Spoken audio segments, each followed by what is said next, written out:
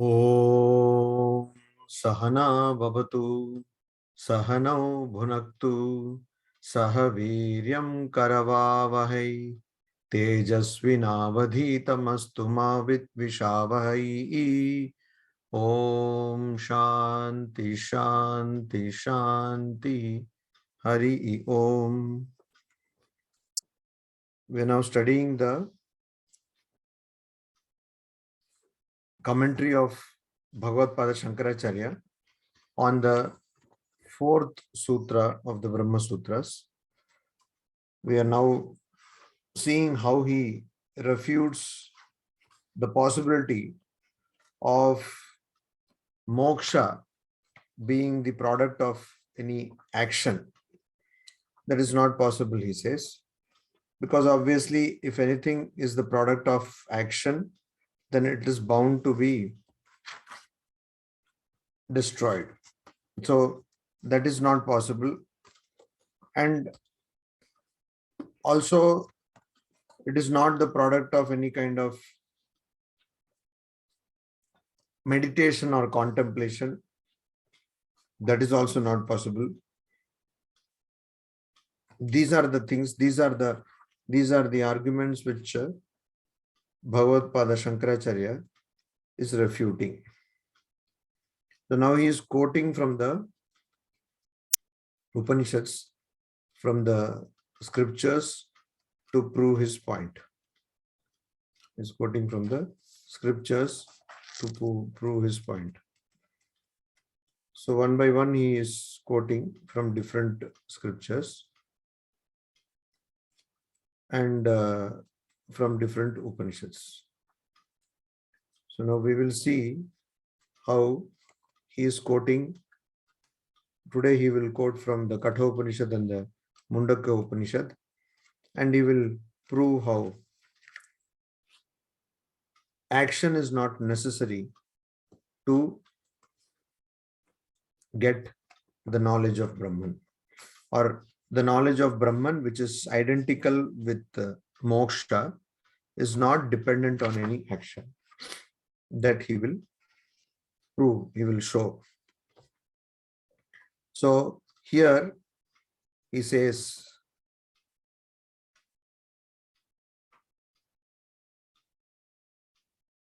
before that, last time we saw that Shankaracharya is telling, Tenaiva hi aham kartra aham pratyaya vishayana pratyayina sarvaha kriya nirvartyante. That person, Tenaiva hi, through dehena samhata, through one's association with body. It is through one's association with the body that one does what?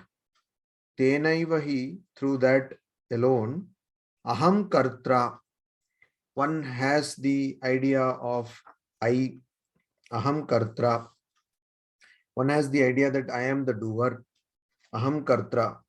And aham pratyaya vishayena, and also the cognition, pratyaya, the cognition that I am there, the I cognition, the cognition that I am there. Because of that cognition also, and also because of the idea that I am the doer, what happens? Pratyaya vishayena, pratyayina, the cognizer, one who cognizes, that is pratyayi. So as the pratyayi, what happens? As the pratyayi, pratyayina, by the pratyayi or by the cognizer, as the cognizer, what happens? Sarvaha kriyaha nirvartyante. All the sarvaha, all the kriyaha, actions are performed. All the actions are performed. All activities are performed because of this cognition of I, and because of one considering oneself to be the doer. That is why all the activities are performed. That is the idea. all the activities are performed. So it is because of that association, because of ignorance, association with the body, association with the body. Now, further Shankaracharya says, Tat phalam cha saeva ashnati. Now, one may ask, what is the problem? Let one think oneself as the doer and do activities. After all, we need some activity. In that manner, if somebody were to argue, then the problem is here. Tat phalam cha saha eva ashnati. Tat phalam means the fruit of that activity or those activities. Cha also. Sa eva ashnati. That person alone, ashnati means consumes or eats. So here the fruits of actions are experienced by that person alone. The person who identifies, associates oneself with the body, samhata, dehena samhata, associated with the body, associates oneself with the body, and performs actions thinking oneself to be the cognizer of I, the concept of I, thinking oneself to be the doer, performs different activities, and it is that person alone who phalam ashnati, experiences the fruits of those activities. And here is the problem. Because that person experiences the fruits of those activities, that is the problem. If one thinks that one is the doer, that person would have to experience the fruits of that action which is done with the idea that one is doer. And now here, Shankaracharya, he quotes from the Mundaka Upanishad, famous verse.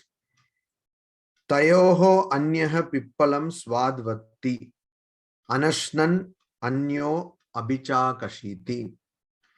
So, Dva Suparna, this mantra we know, it starts like this, Dva Suparna. So, there are two birds sitting on a tree. A bird is sitting on a lower branch, another one is sitting on a higher branch. And in that one bird, Tayoho, of those two, Anyaha Pippalam Swadvatti. One bird, one among the two, Pippalam Swadvatti. Swadu Pippalam Atti. Tastes or eats, Atti eats. Swadu Pippalam Atti. That bird, it Pippalam means fruits. Fruits, what does it do? It eats atti, and that is swadu, sweet. Sweet fruit it eats. It eats the sweet fruit. And the other one, the other bird, anashnan anyaha abhishakashiti. The other bird, without eating, anashnan means without eating, the other bird, abhichakashiti, looks, keeps on looking, observes. So the first, the bird which is on the lower branch, it swadu pippalam atti. It eats swadu pippalam, tasty, sweet fruits it eats. And the other bird keeps quiet, it just looks. So the imagery here is about the Jivatma and Paramatma, or Jiva, the Brahman, and Jiva. Jiva means Brahman because of ignorance, Atman, which associates itself or identifies itself with the body, Deha Samhata. So that is what is the bird on the lower branch. That is what is signified by the bird in the lower branch. that it is associating itself with the body. And so what happens? It continues to eat. It experiences different fruits. And then the other bird, it just looks at that lower bird and it does not, it's just like Sakshi. It is just the witness. It does not experience anything because it does not consider itself to be embodied. That is the idea from the Mundaka Upanishad. And iti mantra varnat, by the mantras like this, Atmendriya manoyuktam bhokta ityahu manishinaha. Itija. Also the mantra in the Kathopanishad, Atma Indriya Manaha Yuktam, associated with Atman, associated with Indriya and mind. So Atman associated with the in Atma Indriya Mano Yuktam, associated with the body. Here Atma means body, Indriya sense organs, and mind, Manaha Yuktam. So true nature, our true nature, it is associated with the body, mind, and the sense organs because of ignorance. And it is associated and it thinks, people call it, this association, people call Bhokta iti ahuhu manishinaha. So manishinaha, wise people, people who know the truth, they call this association to be Bhokta, experiencer or enjoyer. Iticha. Tatha, similarly, further, Eko Devaha Sarva Bhuteshu Sarva Vyapi Gudaha Sarva Vyapi Sarva Bhuta Antaratma Karma Adhyakshaha Sarva Bhutadi Vasaha Sakshi Cheta Kevalo Nirgunascha. From the Shvetashvatara Upanishad. Shvetashvatara Upanishad, what is told? Ekaha Devaha, one deity. Eko Devaha, one deity or one divinity. That one divine principle, one divine principle, Eko Devaha, that principle, that tattva. What happens to this tattva? Eko Devaha Sarva Bhuteshu Gudaha. That divinity, it is hidden, Gudaha, it is hidden in Sarva Bhuteshu, in all living beings. This divinity is hidden in all living beings. Sarva Vyapi, and it is all pervading, all pervading. Sarva Bhuta Antaratma, also it is the indwelling self of all the living beings. That's why it's called the Pratyak Atma. Pratyak means indwelling. So it is the indwelling self of all the living beings. Sarva Bhuta Antaratma. Antaha means indwelling, Atma. So it is the Atma which is all pervading, which is indwelling in all living beings, and which is Gudaha, which is not seen, which is not readily perceived. It is not readily perceived. But that Atma. So in the Katha Upanishad also it is told, Esha Sarveshu Bhuteshu Guda Atma na Prakashate Drishyate tu Agraya Buddhya Sukshmaya Sukshma Darshibhihi. So this Atman, which is there in all bhutas or all living beings, Esha Sarveshu Bhuteshu Gudo Atma, Gudaha Atma. So in all living beings, this Atma is what? It is Gudaha. It is hidden. Na Prakashate. It is not revealed. It is not perceived. It is not understood. Drishyate tu Agraya Buddhya.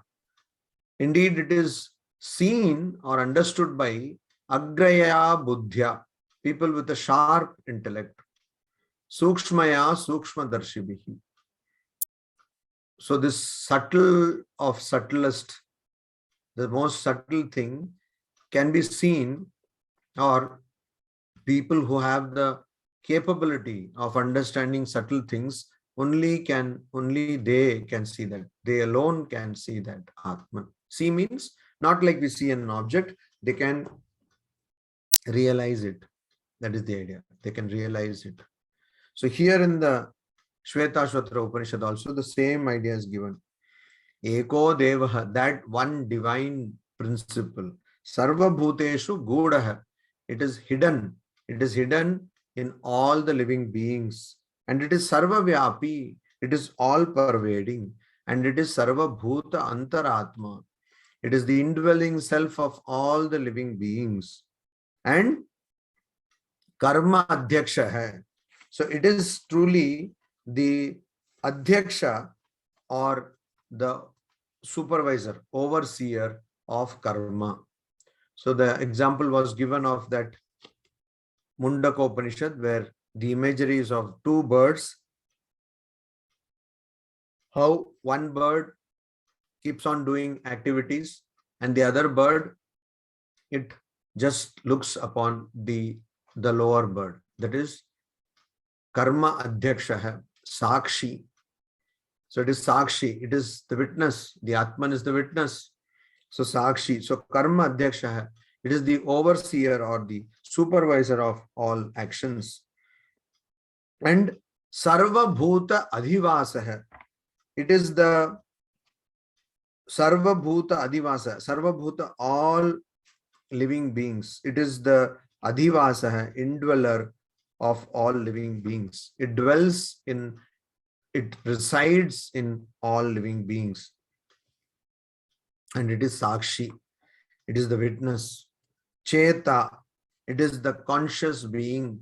It is Sakshi, it is conscious being. And Kevalaha, it is alone, it is single. It is single.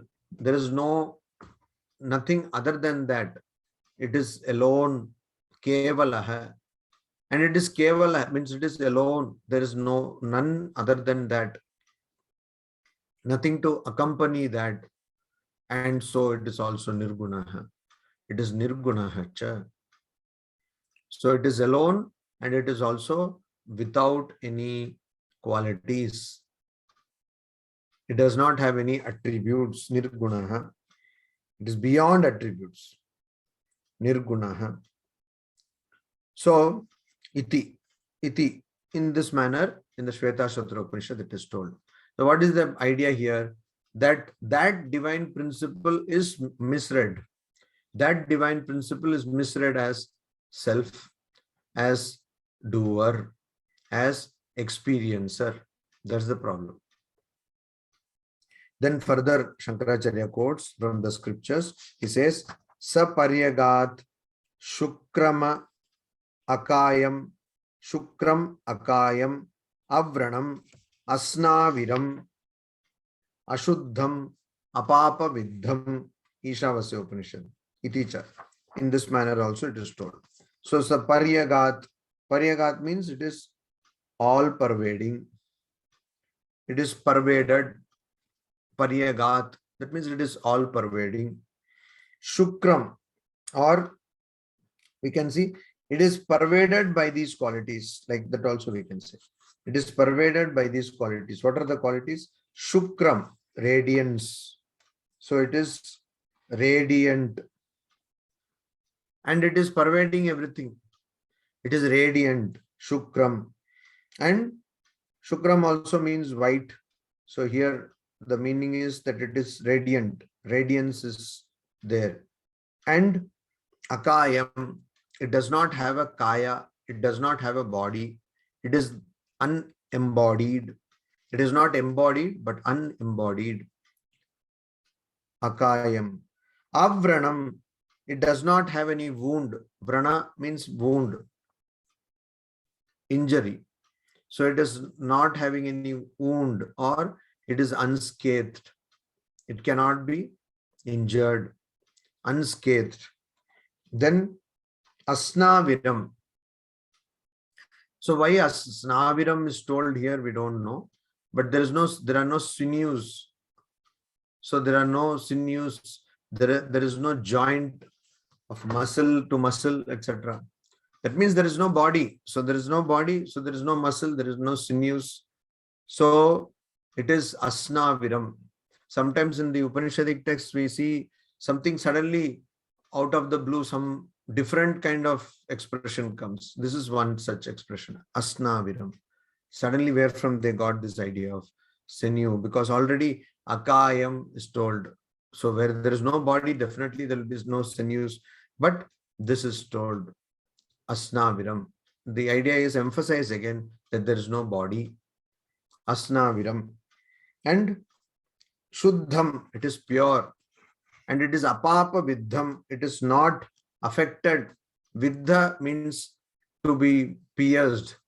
So it has not been pierced by papa, sin. That means it is not affected by sins. It's free from sins. What is the sin? To think ourselves to be the body, mind, prana, buddhi, and anandamaya kosha is sin. Sin is not, people keep a list of things. This is sin, this is papa, this is punya. So I have to do this. This is punya, it will get me merit. I have to avoid doing this because it is papa. It will get me away from what I want. So this will get me demerit, virtue, and vice, etc. People keep a list. Or if you do like this, this is punya, so I will do. If you do like this is papa, I will not do that. But here, what is truly papa? What is truly sin? Swamiji says it is a sin on human, it's a libel on human nature to call you sinners. It's a libel, means it's a blot on human nature to call you sinners. Ye divinities on earth. Are you sinners? You're not. You're not sinners, because it is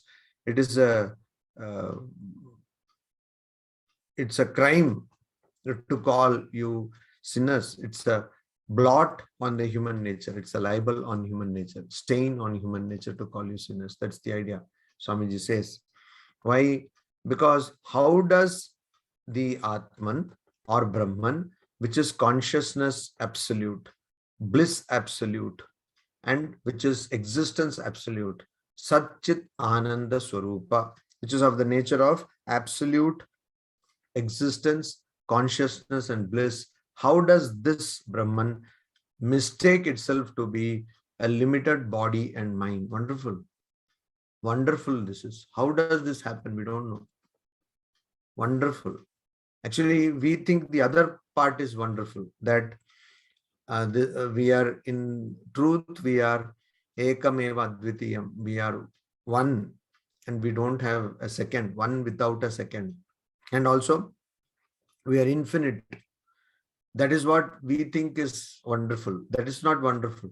Wonderful is how does this Atman or Brahman become limited? How does it think itself to be limited? That is wonderful. It is really wonderful. It's something we cannot understand. So it's like some people, when they look at this thing, this dish called samosa, so they wonder, how did this masala go inside this? It's a big wonder for many people. Very difficult to understand. How did this happen like that? So like that, something like that, or on a much larger, on a much mysterious scale, how did the Brahman, which is free, which is infinite, how did it get identified with the body? We don't know.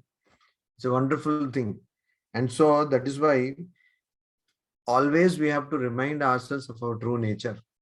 I am not the body and the mind. I am not the body and the mind. And I am all pervasive. I am all pervasive. Shukram, I am radiant. Akayam, avranam, asnaviram. Shuddham, apapa viddham. So I am not afflicted by any papa, because I am not embodied. So even when I see the robe as snake, even when I mistake the robe to be snake, even then the robe does not become snake. Similarly, even when I consider myself to be sinner, I am not the sinner. But I don't realize it. That's the problem. And when I don't realize it, I will have an experience which will be miserable experience. That will not be something very palatable experience. It's a miserable experience. Happiness also is nothing but a prelude to misery. Happiness is also a prelude to suffering. It's the other part of the other side of happiness and misery are opposite and reverse of the same coin. So that is why here Papa means this. Papa means to mistake oneself to be the body and mind and buddhi, prana, ananda, etc. That is Papa. So Atman is never afflicted by Papa.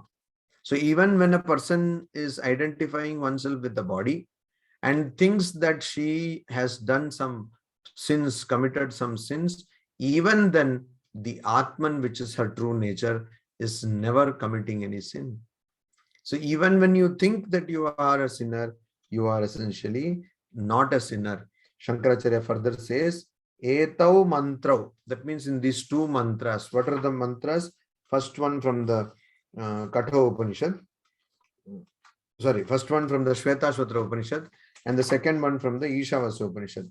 So in these two mantras, Anadheya Atishayatam, Anadheya Atishayatam. So the Atishaya means excellence. Excellence which is Anadheya, unparalleled. Atishaya, excellence or magnificence. So the unparalleled magnificence which has been demonstrated by these two mantras, Nitya Shuddhatam cha, and also the eternal purity. Nitya, eternal, purity, Shuddha, Shuddhatam. So that Brahmanah of Brahman, Darshayatah, depict. So these two mantras, one from the Katha Upanishad, another from the Ishavasya Upanishad, they depict the one from the Shvetashvatra Upanishad and another from the Ishavasya Upanishad. They depict the unparalleled, the unparalleled or unexcelled magnificence of Atman or Brahman, Brahmanah, Darshayatah, depict. Brahma Bhavaha cha moksha. Then Shankaracharya says, Brahma Bhavascha moksha. That means moksha. What is moksha? Moksha is getting free from the transmigratory cycle or the repeated birth and death. That is moksha. Shankaracharya says, Brahma Bhavaha moksha. That Brahma Bhava, being Brahman, is moksha. Then the Upanishad it is said, Brahmavit Brahmaiva Bhavati. The knower of Brahman becomes Brahman itself. So what is moksha? Moksha is nothing then other than being Brahman. Being Brahman. So we don't become Brahman because we are already Brahman. But we have forgotten that. And so we remember our true nature to be Brahman. We remind ourselves and eventually remember, we regain the idea that I am Brahman. So when I say idea, then immediately one may think, oh, idea happens at the level of the mind, but Brahman is beyond mind, etc. So in a manner of speaking, we have to use this kind of expression. But Brahman, Brahmavid Brahmaiva Bhavati, when I say, obviously it means that the person who has realized Brahman transcends everything, body, mind, prana, etc., and is established in one's true nature. So that happens. That happens. So that is what moksha. Brahma Bhava is moksha. Knowledge of Brahman or realization of Brahman is moksha. Tasmat na samskaryo api moksha hai. Tasmat, therefore, na samskarya api moksha hai. Samskarya. purified. So moksha is not something that is purified, or moksha is not the result of a process of purification. Moksha does not come by the process of purification. Then further Shankaracharya says, Ataha anyat moksham prati kriya anupravesha dwaram na shakyat kenachit darshayitu. So he says quite conclusively, Ataha therefore, Ataha anyat means other than these objections, whatever you have raised and which have been set aside, because these objections do not hold water. They have been set aside. And so, anyat moksham prati, other than these which have already been shown to be wrong or mistaken. So these objections have been, we have demonstrated that it is not possible for them to be true or logical. What are the objections? That Brahman is the result of contemplation. Brahman, knowledge of Brahman is the result of contemplation. Knowledge of Brahman is the result of studying the scriptures. And knowledge of Brahman is the result of doing karmas which are given in the prescribed in the Vedas. Such objections have been properly dismissed. They have been shown to be illogical, implausible. So other than these objections, if someone were to say, oh, there are other objections also, that is what here it is said, Ataha anyat, other than these, moksham prati, for the sake of moksham prati, for attaining moksha, or with respect to moksha, kriya anupravesha dwaram na kenachit darshayitum shakyam. Kriya anupravesha dwaram. Kriya anupravesha dwaram. Dwaram means door or entrance or path. Anupravesha for entering kriya, action. Na kenachit darshayitum shakyam. It is not possible for anybody, kenachit, anyone to demonstrate or depict any other path or any other door to moksha, which is based on action. So it is impossible for anyone to show darshayitum, to show a door to moksha, that is, which is based on kriya, which is based on activity. So no door of activity can lead to moksha. Moksha cannot be attained by activity. So here we have to be very careful that here what is intended is not karma yoga, as has been taught by Sri Krishna in the Bhagavad Gita, also as has been taught by Swami Vivekananda through his lectures on the karma yoga. That is not what is intended here. So here it is not, Shankaracharya does not mean that through karma yoga one cannot attain. So in the word kriya actually means Vaidika kriya. That means actions performed for a particular purpose which have been prescribed by the Vedas. That is what here it means. Kriya means. So anupravesha dwaram. So kriya anupravesha dwaram means entrance or door to perform kriya. Means a door which links kriya, action and moksha. So from a place from which anupravesha, it can enter. What can enter? Kriya, action can enter. As far as moksham prati, as far as moksha is concerned, so there can be no door where action can enter. As far as moksha is concerned, na kenachit darshayitum shakyam. Shankaracharya is quite conclusive there. He is quite assertive. He says nobody can show such a path which involves action and the path to moksha. So if we were to use a modern phrase or modern word, then loophole. So there is no loophole here. That's what is told. Dwaram also can mean hole. So there is no loophole. By no loophole can action take you to kriya. Action take you to moksha. So again, I repeat, action here does not mean karma yoga. Action here means actions as prescribed by the Vedas or actions propelled by desires. By doing those actions,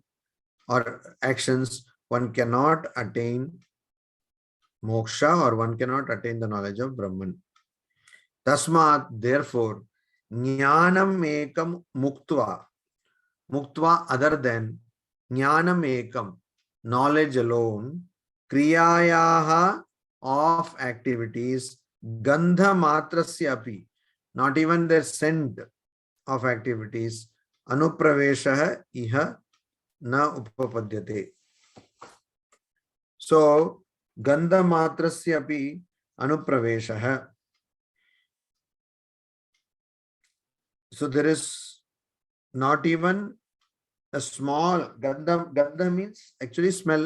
So here the idea is not even a little, not even a little, there is a possibility for action, not even a little, and that is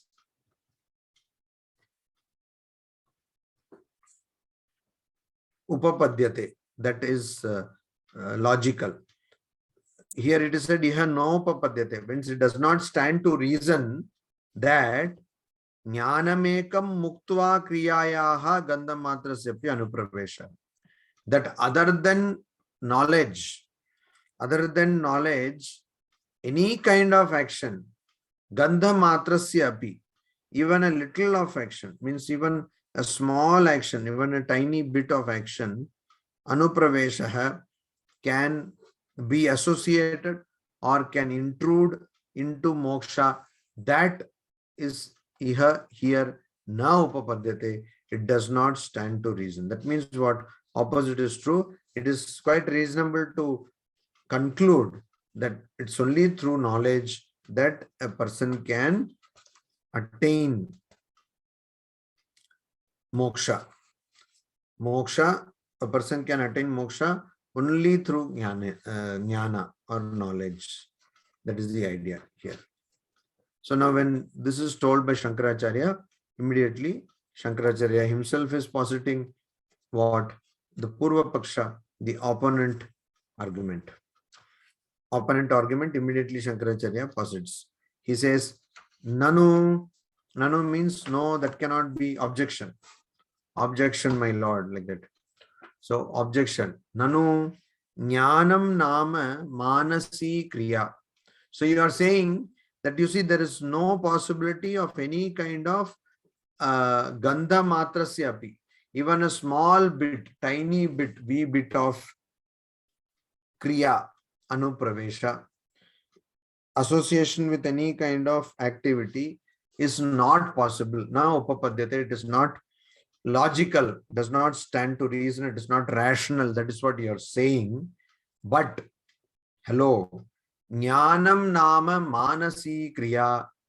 What you are saying, jnanam ekam, you are saying only through jnana alone will lead you to moksha. But jnanam nama manasi kriya. What is jnana? What is nama? What is called as jnanam? What is called as jnana? Manasi kriya. It is just a mental activity. So it is also very much activity.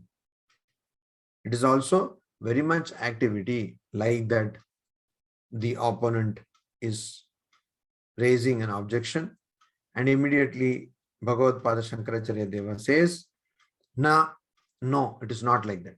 No, it is not like that. Why it is not like that? Why lakshanyat? Because of it being different. What is different? Jnana and karma, they are different. So you cannot just say that, oh, jnana is also another kind of karma. No, it is not, because they are so different. How are they different? So now it is being defined. What is karma or what is kriya? Kriya hi nama sa yatra vastu swarupa nirapekshaiva chodyate purusha chitta vyapara adhinacha. Kriya nama, he nama. So indeed, he means indeed. Indeed. Kriya nama sa, that is activity or kriya which yatra vastu swarupa nirapekshaiva chodyate. So vastu swarupa nirapekshaiva chodyate. What is kriya? It is vastu swarupa nirapekshaiva, means in nirapeksha, independent of vastu swarupa nature, vastu of an existing entity. So independent of an existing entity, what happens? Chodyate, it is enjoined, or there is Vedic injunction instructed by Vedas. Purusha chitta vyapara adhinacha. And also it is dependent on the chitta, mind, vyapara, activity. Whose chitta? Purusha chitta, means of a person. Adhina. So it is adhina, dependent on the mental activity or the activity of the mind of a person. So see, kriya, what is kriya? Kriya is yatra vastu swarupa nirapekshaiva chodyate. First condition for kriya, activity, is that it is chodyate, enjoined by the Vedas. It has been instructed by the Vedas. Vastu swarupa nirapekshaiva, independent of the swarupa, true nature of vastu. So here, if we were to take the case of Brahman, then what is kriya? What is activity? Activity is something which the Vedas instruct, irrespective of the nature of Brahman. That is the idea. Why it is told irrespective of the nature of Brahman? Brahman does not act. Brahman is beyond activity. Though Brahman is beyond activity, nevertheless, the Vedas prescribe different actions for different purposes.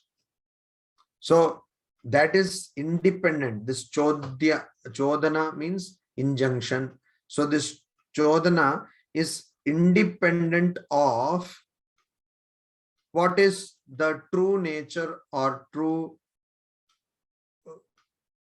form of true nature of the already existing entity. So that is called kriya. That is called kriya.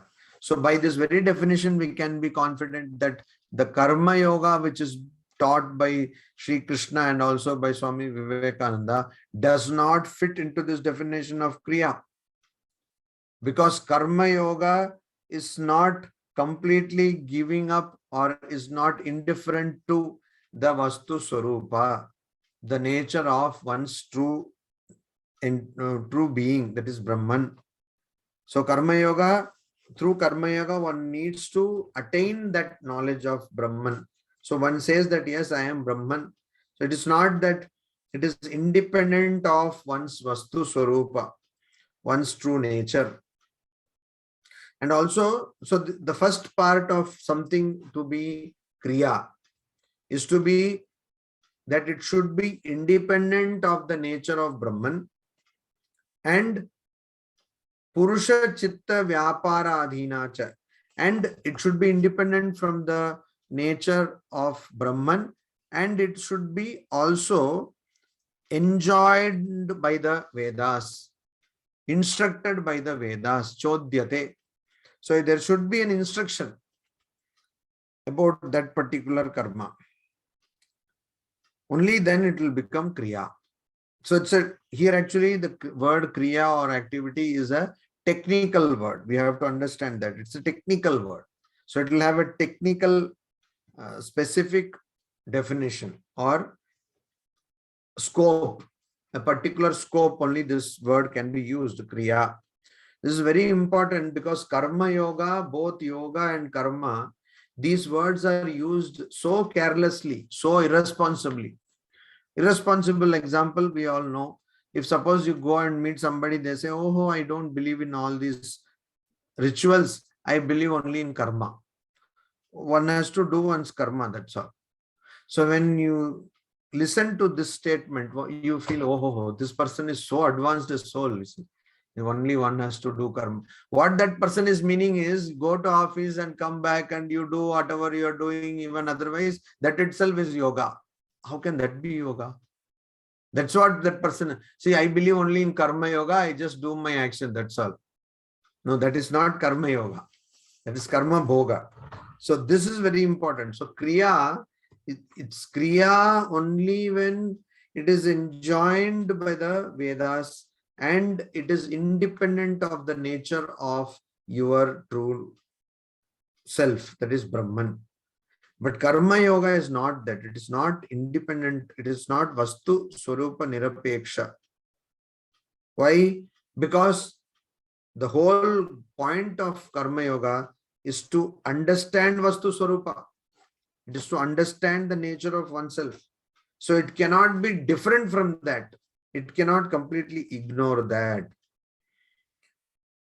And the second part of the requirement of a thing to become action or the thing to be called kriya is that it should be purusha chitta vyapara adhina. It should be adhina. It should be subordinate to or subservient to, or it should be dependent upon. Dependent upon what? Purusha chitta vyapara. The vyapara, the activity of purusha chitta, mind of a person. It should be that. Then Shankaracharya says, yatha, like, yasyai devatayai havihi grihitam syat tam dhyayet vashat karishyan. From the Aitareya Brahmana, this mantra has been taken up. Aitareya Brahmana. What is that? Aitareya Brahmana, what is it saying? Yasyai devatayai. Yasyai devatayai havihi grihitam syat.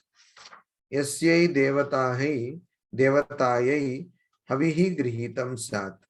So all those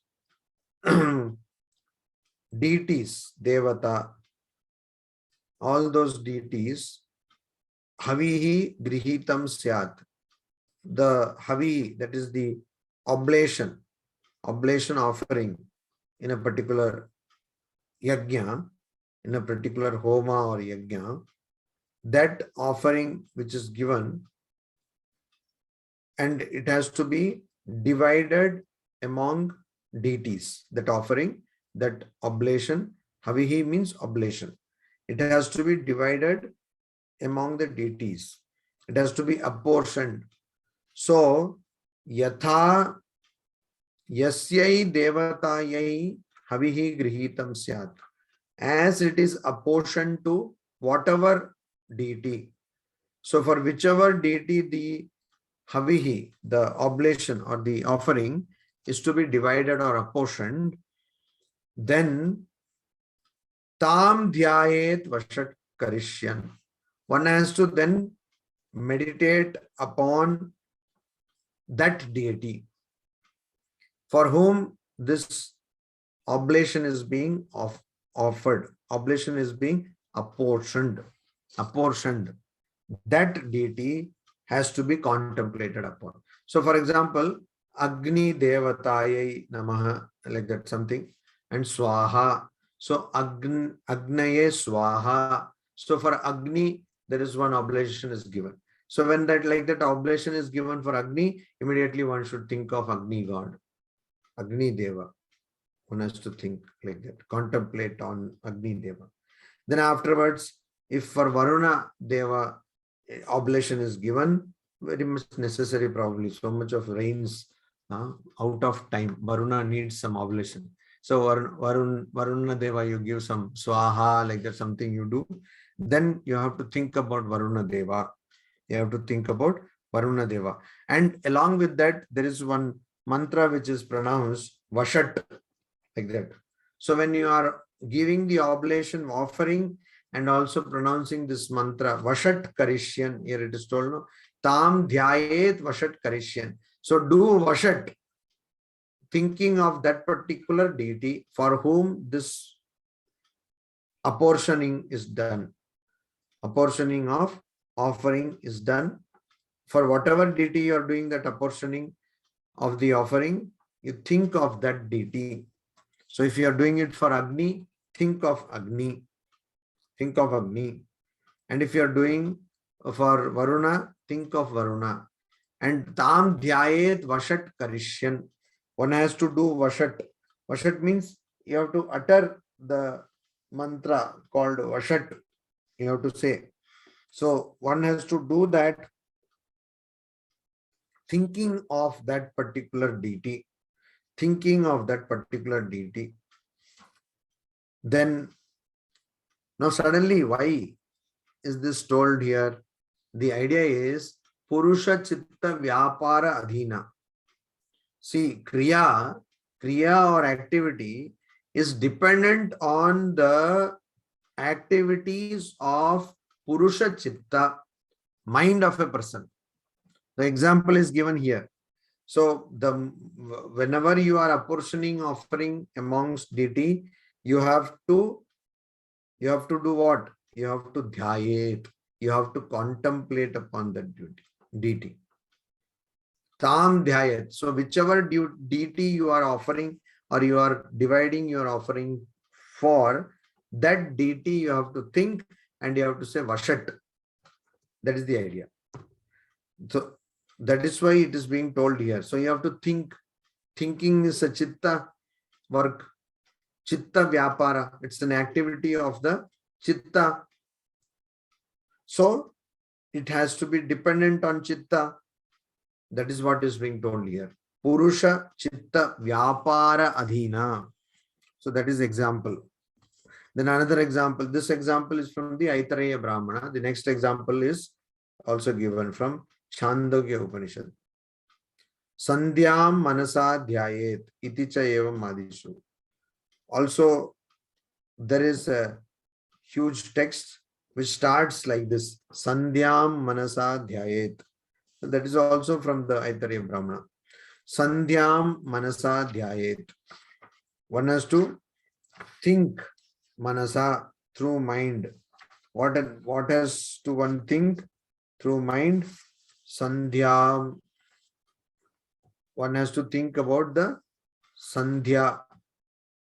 That means if suppose one person is contemplating, somebody is dividing the oblation for the sake of the deity called Sandhya. Deity called Sandhya. Sandhya actually means the meeting of dusk and dawn or day and night. It happens Sandhi, that is Sandhi. It happens 3 times in a day. When morning, when it is just sun is about to rise, at that time it happens. Evening, when sun is about to set, another time. And in the noon, when sun comes to the middle of the day, that is Sandhi. So during these times, one has to do one's traditional prayer. It's called Sandhya Vandana. So that Sandhi is considered a Devi or a Devata or a deity. Sandhi itself is considered a deity, and that's what is Sandhya. So if somebody is apportioning some kind of oblation among deities, then as and when a particular deity is, you are giving the oblation or you are apportioning, then you have to think about that deity as and when. So tam dhyayet, and thinking about the deity, contemplating about the deity, you have to say vashat. You have to say vashat. So that is the way it is done. So you apportion the particular oblation among deities, and then you are offering that oblation now directly to the deity. So that's why you have to say vashat. You have to think of the deity and say vashat. So here sandhyam dhyayet, manasa dhyayet. Using the mind, just think of sandhya. Iticha eva madishu. Like this, it has been told. Eva madishu means in this manner, so on, it has been told. Then Shankaracharya further says, Sandhya manasam dhyayat iti cha evam madishu. Dhyanam chintanam yadyapi manasam. So, though, yadyapi, though, dhyanam, meditation, chintanam, contemplation, manasam. So, though meditation and contemplation and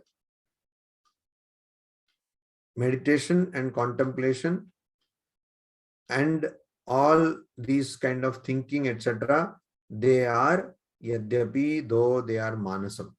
They are mental. They are mental means they are based on mind. They happen in mind. Yadyapi, though it is like that, tathapi, even then, purushena kartum akartum anyatha va kartum shakyam.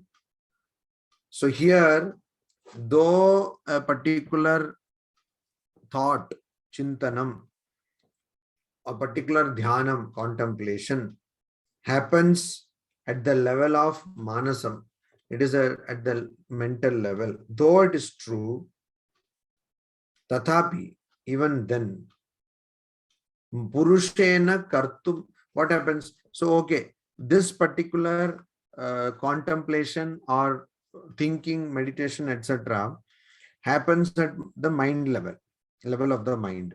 Even then, purushena kartum akartum anyatha va kartum shakyam purushatantratvat.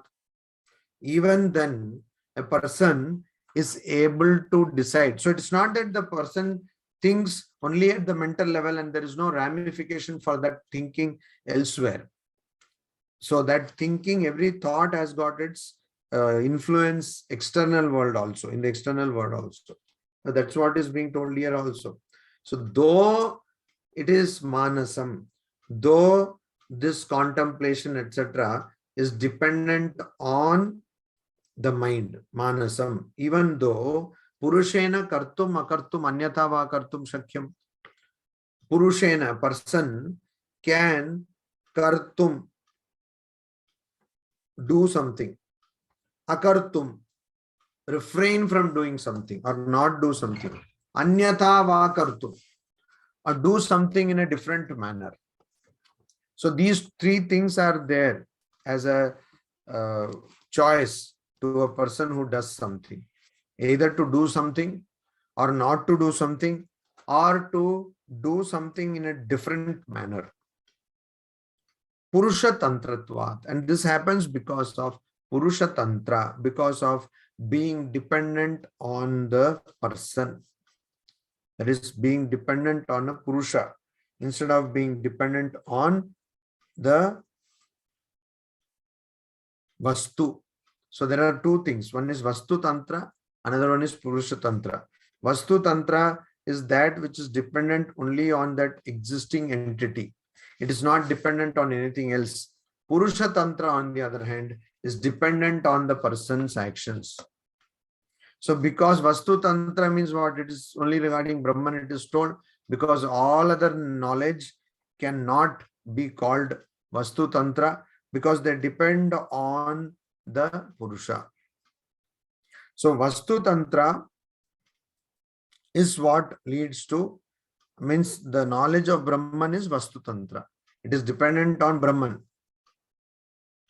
But the way a particular Vedic ritual has to be done depends on Purusha Tantra. Tantra means depending. It depends on Purusha. It depends on the Purusha because it depends on the activity done by a person. Very important. This dhyanam chintanam yadyapi manasam tathapi purushena kartrum akartum anyatha va kartum shakya hai. So shakyam purusha tantratvat, because all activities dependent on, because of their being dependent on Atman, sorry, not Atman, Purusha, person, they're being dependent on a Purush person. And so this dhyanam also, this meditation or contemplation, whatever, and also if somewhere want to say that, oh, jnana is also mental. So like that, if you say that everything which is thought or meditated, contemplated upon, etc., is mental or it is based on the mind, even though it is the case, but here there we get some kind of clarity in the sense that a person can either do something or refrain from doing something or do it in a different manner altogether. So that is why it is clear evidence that this kriya or karma is dependent on a person. It's a Purusha Tantratva. Whereas jnanam tu pramana janyam, whereas jnana knowledge to pramana janyam, it is born of pramana. It is born of, or it is brought about by pramana janyam. It is brought about by pramana. Pramana means of valid knowledge. Means of valid knowledge. So in the Indian tradition, there are 6 methods of knowing. 6 methods of knowing, or 6 means of knowing. 6 means of knowing. So they are called pramana. They are called pramana. So pramana janyam jnanam. Jnanam, knowledge, is born or brought about by pramana. Om Shanti Shanti Shanti. Hari Om Tat Sat. Shri Ramakrishna Arpanamastu.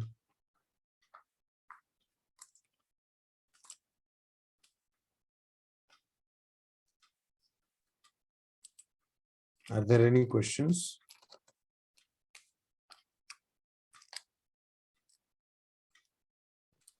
Swamiji, there's one in the chat box.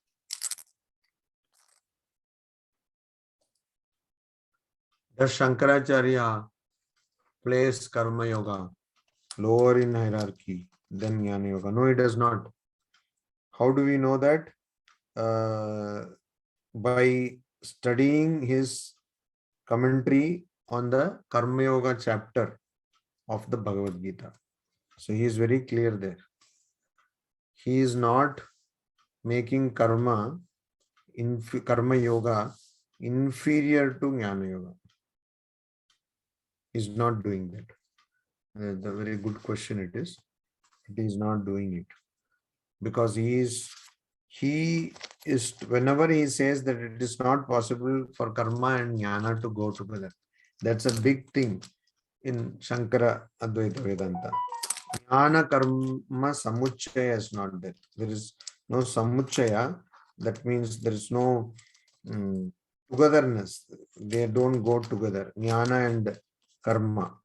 When Shankaracharya says that, he always means kamya karma. So Shankaracharya is not going against Sri Krishna or something, saying that, oh, Sri Krishna is saying karma yoga is possible, I am saying no, it is not possible. It's not like that. Shankaracharya is not going above God or something. What he is saying is kamya karma, or karma which is prescribed in the Vedas. If you do that, at that same time you will not get knowledge. So they cannot be together at all. It is not possible. That is the kind of, the previous passage also we saw, gandha matrasya api na upapadyate. So even a small kind of possibility is not there for karma or jnana to be same. Karma and jnana to be same means together. Samuchaya, jnana, karma, samuchaya. It is not possible for it to be there. So while Shankaracharya says this, he is not putting karma yoga lower than jnana yoga, because karma yoga is different. He is talking only about karma, that is kamya karma.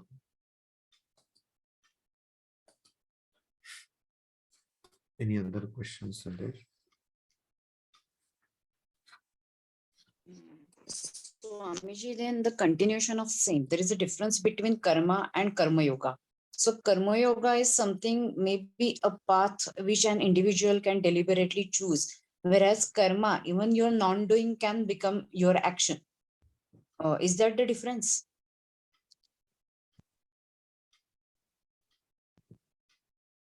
Karma invariably gets accumulated to each and every, we can say, whatever person or individual. But karma yoga, I can choose that as a path to moksha, as a one of the paths to moksha. But karma is there irrespective of choice. I think you are unnecessarily complicating it. Simple. Karma is action done with desire. Karma yoga is action done without desire. So much don't complicate, please. Karma yoga means action done selflessly. Simple. And karma means action done with desire. Is that, does it make sense? Yes, yes. So that is the better way to remember. Karma yoga is selfless action and karma is selfish action. That's all.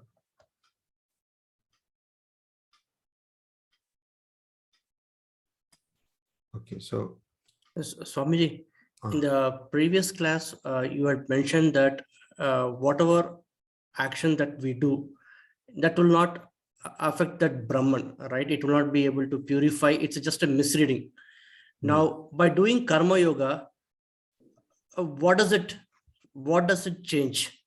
So Brahman doesn't change, but what changes? you know that you are Brahman, nothing changes. Ajnana changes. See, whatever changes is impermanent.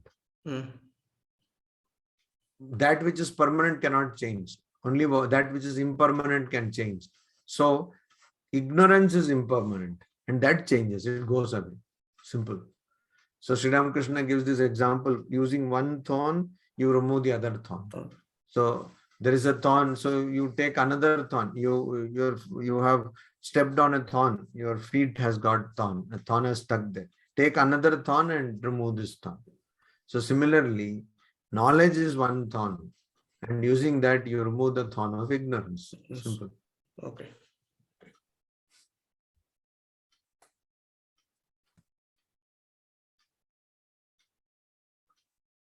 Okay, so I guess there are no other questions. Smriti? No, Swamiji, no question. Okay. Okay. Shubharatri. Shubharatri.